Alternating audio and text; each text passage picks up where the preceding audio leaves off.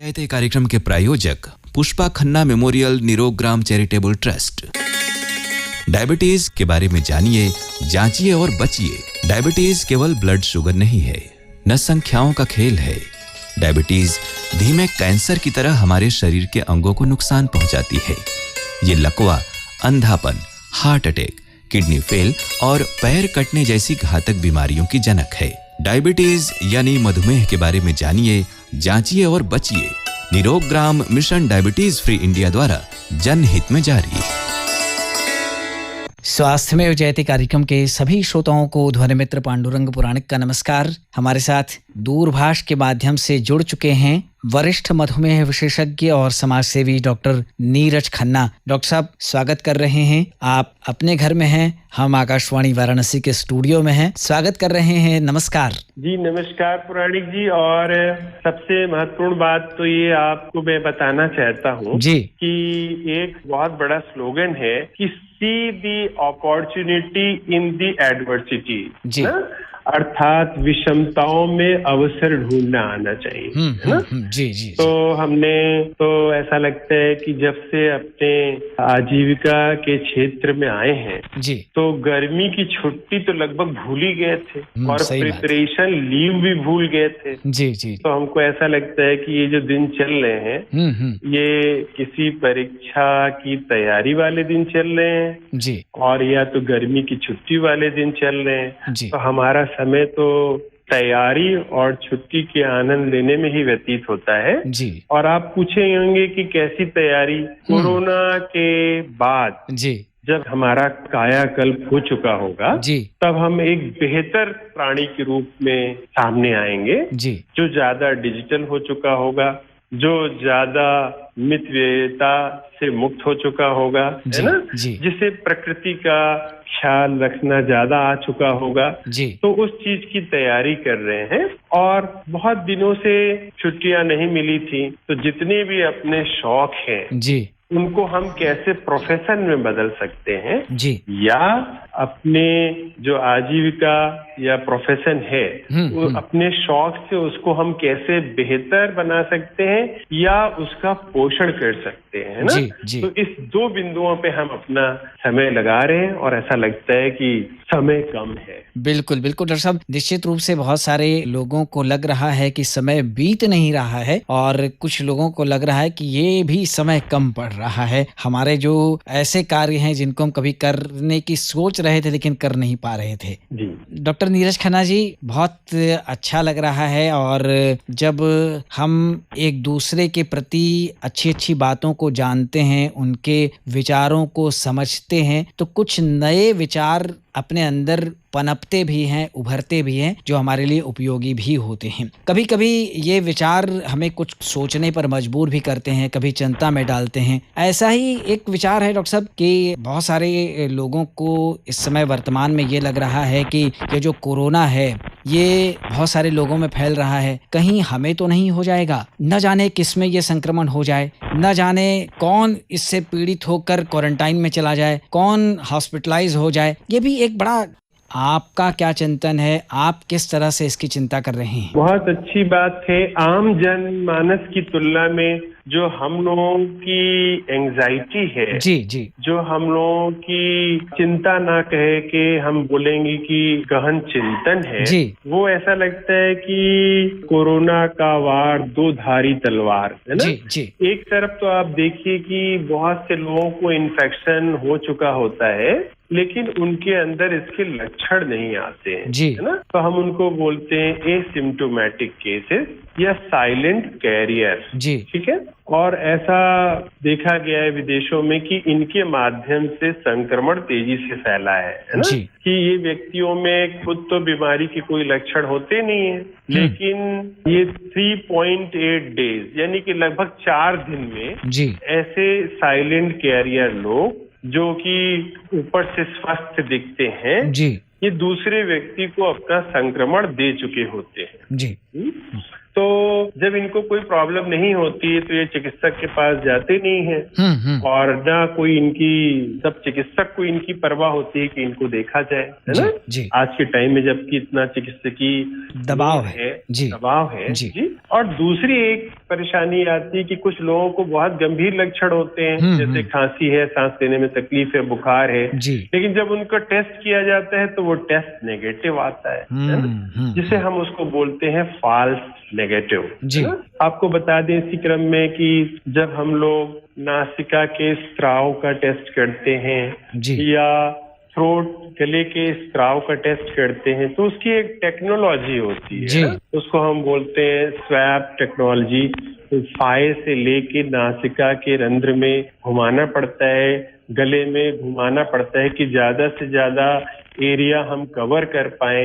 अगर नए टेक्नीशियन को ये ट्रेनिंग नहीं है तो कभी कभी वो टेस्ट बार बार नेगेटिव आते हैं और डॉक्टर उनको निगरानी में रख के फिर छुट्टी दे देता है, लेकिन वो होते पॉजिटिव है।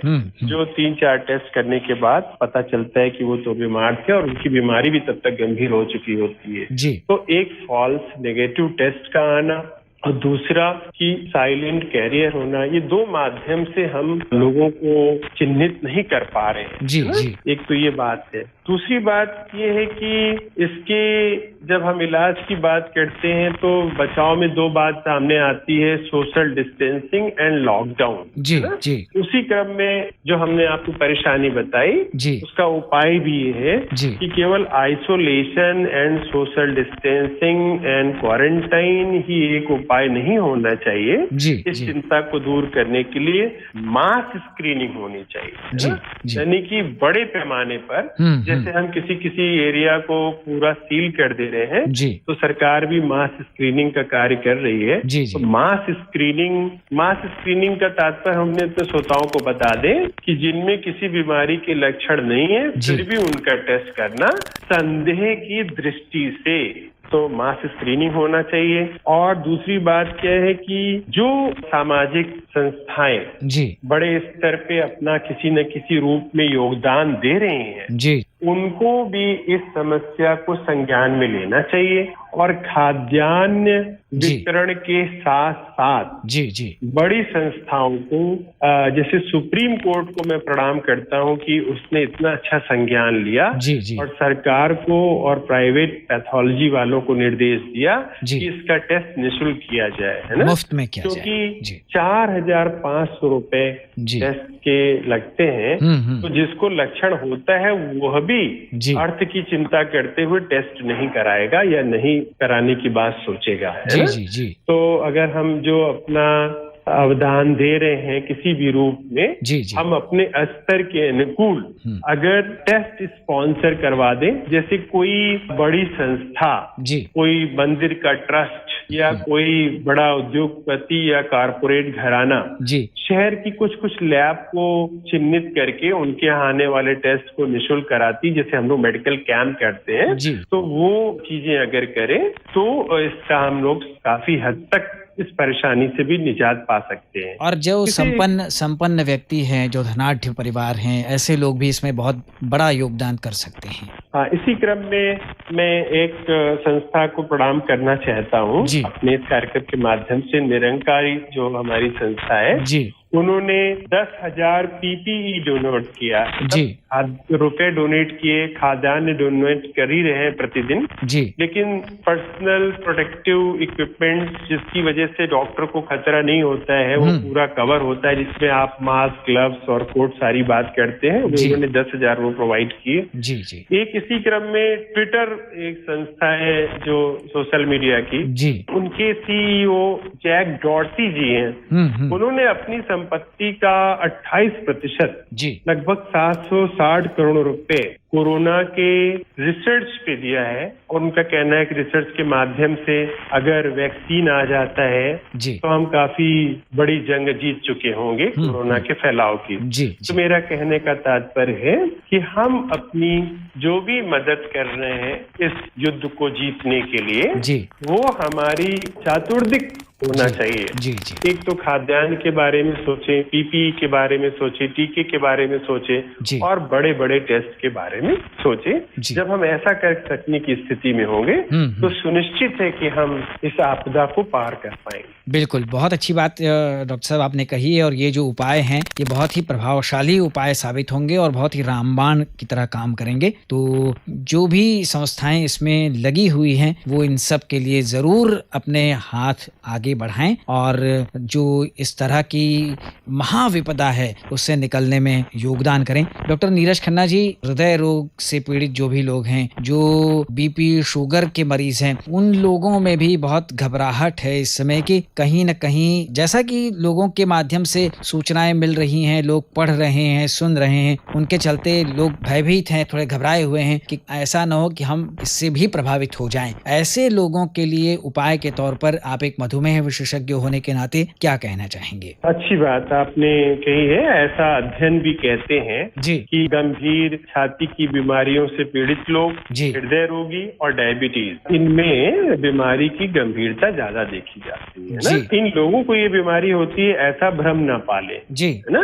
यदि किसी को डायबिटीज है, हृदय रोग है, ब्लड प्रेशर है माने कंट्रोल नहीं है, ना, तो उसमें अगर ये इन्फेक्शन होता है तो वो जल्दी से बढ़ता है और थोड़ा सा परेशानियां ज्यादा लेके आता है। जी। लेकिन उनको होने का खतरा है ऐसी बात ना पाला जाए। तो उनके लिए हम संक्षेप में ये कहना चाहेंगे कि आप कोरोना की अंग्रेजी में स्पेलिंग देखें तो वो है CORONA, तो C का तात्पर्य होता है केयर। ऐसे लोगों का इम्यूनिटी कम होती है, प्रतिरक्षा तंत्र जो हमारे जिंदगी के साथ जुड़ा हुआ है वो कमजोर होने की वजह से बीमारी तेजी से बढ़ती है। तो इनको विशेष केयर करना चाहिए। जो बातें बताई जा रही हैं हाइजीन को लेके, सफाई को लेके, लॉकडाउन को लेके, तो वो लोग थोड़ा औरों की तुलना में विशेष ख्याल रखें, नंबर एक। दूसरा, हम कोरोना का ओ लेते हैं ऑर्गेनाइज्ड। इससे हम बहुत बढ़िया बात बताने जा रहे हैं कि जैसे आप अपनी दिनचर्या रखते हैं, ऑफिस के लिए तैयार होते हैं, उसी तरीके से अपने आप को ऑर्गेनाइज रखिए। आपकी काम की जगह बदल सकती है, काम का स्वरूप बदल सकता है, लेकिन काम नहीं खत्म होता है ना। मान लीजिए कोई साड़ी का व्यवसायी है, अभी करघा नहीं चल रहा है, तो वो अपनी डिजाइनर से ज्यादा बात कर सकता है, आगे आने वाले साड़ी के रेट को कैसे मेंटेन करना चाहिए, अपनी काम करने की क्षमता कैसे बढ़ानी चाहिए, बिजली के बिल को कैसे बचाना, इस सब बारे में चिंतन कर सकता है। तो ऑर्गेनाइज होना चाहिए, इसको पूरी छुट्टी की तरह न ले, ठीक है। और तीसरी बात होता है रेगुलरिटी। जैसे वो अपना व्यायाम कर रहा था, जैसे कसरत कर रहा था, जैसे मनोरंजन कर रहा था, उस नियम को भी ना तोड़ें। रेगुलरिटी नहीं तोड़ेंगे तब भी ये बीमारी आपको परेशान नहीं करने वाली है। और तीसरा इसका वो होता है अपॉर्चुनिटी, है ना, एक अवसर। जब आपको दवाइयां अच्छे से उपलब्ध नहीं है, डॉक्टर अच्छे से उपलब्ध नहीं है, बीमारी के संदर्भ में बाहर आप नहीं जा सकते, जांच नहीं करा सकते, तो ये आपके लिए अवसर है कि आप अपना नमक कम कर लें, अपना वजन कम कर लें। आप किसी भी प्रकार के अगर नशे के आदी हैं तो उस पे नियंत्रण करने की बात कर लें। तो आप देखेंगे कि ये 1 महीने का जो समय है वो आपकी परमानेंट औषधि के खर्च को कम कर देगा और जड़ से बीमारी को कम करने में आपकी मदद करेगा। ऐसे फैक्टर को बोलते हैं मॉडिफाइबल फैक्टर, है ना। वजन आप ठीक कर सकते हैं, नशा छोड़ सकते हैं, नमक छोड़ सकते हैं, है ना, एक्सरसाइज बढ़ा सकते हैं। तो एक अवसर है। आखिरी में जो इस कोरोना का ए है वो है एंटी एंजाइटी, है ना। एकदम चिंता इसलिए नहीं करें। क्यों? क्योंकि आपने अच्छा किया है, नियम के अनुसार रह रहे हैं, तो अच्छा ही आपके साथ होगा। अगर आपने आम का बीज बोया है तो आम का ही पेड़ निकलेगा। इस आत्मविश्वास के साथ विदेशी लोग भी कहते हैं कि हिंदुस्तानी लोग ज्यादा प्रभावित नहीं होंगे। क्यों? क्योंकि ये ज्यादा ओबीडियंट हैं, ये ज्यादा हमारे प्रधानमंत्री जी की आज्ञा का पालन करते हैं। इनके अंदर आस्था रूपी अस्त्र है जो सबसे बड़ा अस्त्र है। और तीसरी बात, ये भलाई करने में रुचि लेते हैं। मैं 3 बात फिर से बोल रहा हूँ, इनके अंदर आस्था है, भलाई में रुचि है और ज्यादा आज्ञाकारी है। तो ये ब्रह्मा विष्णु महेश की तरह हमारे जो रामबाण अस्त्र हमारे पास है, उसके माध्यम से हम इस बीमारी पे ज्यादा अच्छे से विजय प्राप्त कर सकते। वाह, क्या बात है। अब डॉक्टर नीरज खन्ना जी, संगीत के गूंजने का समय आ गया है। आपने एक चिंता से हमारी आज की बातचीत शुरू की थी, तो कभी कभी ऐसी चिंताएं इंसान के हृदय में आ जाती हैं कि गुमनाम में है कोई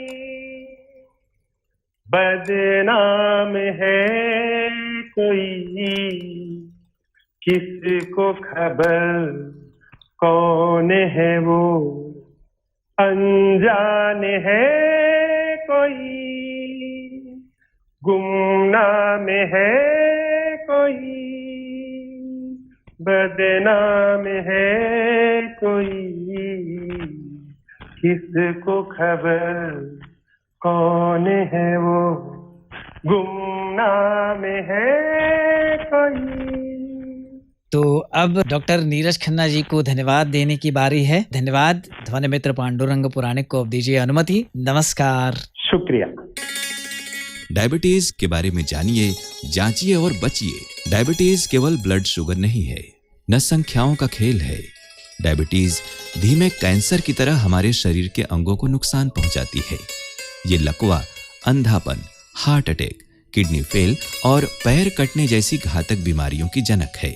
डायबिटीज यानी मधुमेह के बारे में जानिए, जांचिए और बचिए। निरोग ग्राम मिशन डायबिटीज फ्री इंडिया द्वारा जनहित में जारी।